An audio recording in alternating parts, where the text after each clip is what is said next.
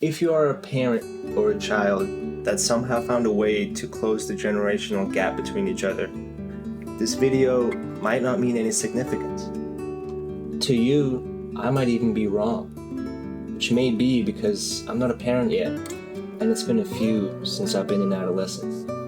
It's hard for us kids to understand our parents didn't have the need to pull out their phones in times of boredom or awkwardness, or have the ability to converse and giggle with your friends while having dinner with your family. Some of our parents were even punished by their parents for reading. Yes, for reading. The unspoken rule of confrontation outside of your comfort zone did not cause such anxiety as it does now to younger generations. It's just as important to understand that exact fact as an adult who grew up without the intertangling web that is the internet. For if you did, then you won't be the same as who you are today. The exponential growth of technology and the internet makes it hard for parents to relate to their children, as though children are living life quite differently. But that does not mean that they are different beings. They are just as much of a child as their parents were. Let's take video games for example, right?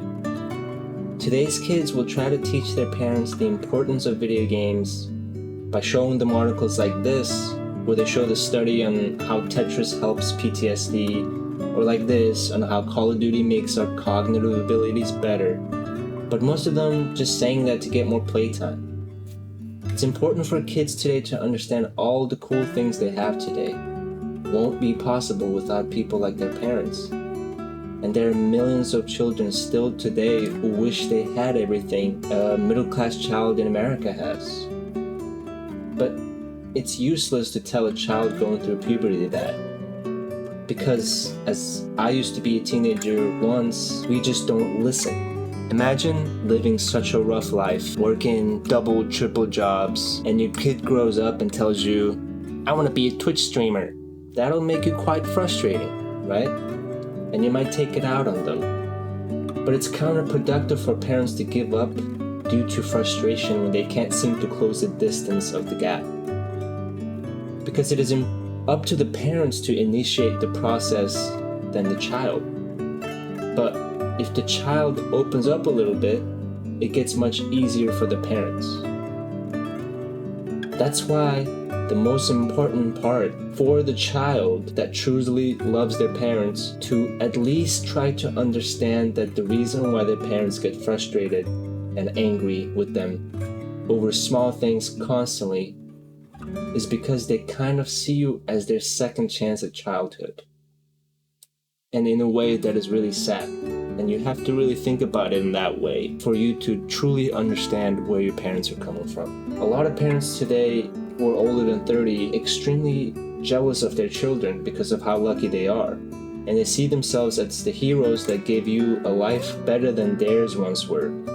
It's also important to understand that most adults around us today had to metaphorically kill their childhood in order to be able to handle the responsibilities. One of them is having children.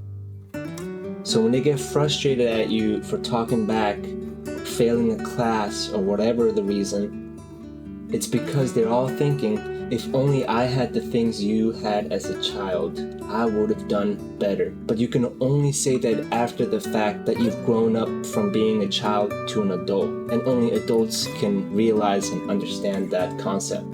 But the truth is, us kids need to act grown a little bit to ease our parents' worries and to remind them that we're still human and not zombies that are conditioned by scrolling and memes, and that we still strive to be great people like astronauts, cops, firefighters, nurses, and doctors, and Twitch streamers. There are some great Twitch streamers, and YouTubers, and gamers, and all of that, because it all exists now. There are new and new jobs every single day thanks to the growing evolution of technology.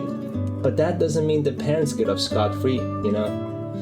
Because the parents need to be more childlike, to be willing to learn the new ways of things, and also teach their children what they found interesting when they were kids. The real important thing is that no matter how your kids end up, as long as they have a good heart, then you did your job.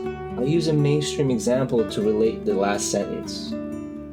If you watched Squid Game recently, Without any spoilers, would you rather your son end up like Cho Sang-woo or Seung Gi-hun? And you can't say neither. If you know, you know.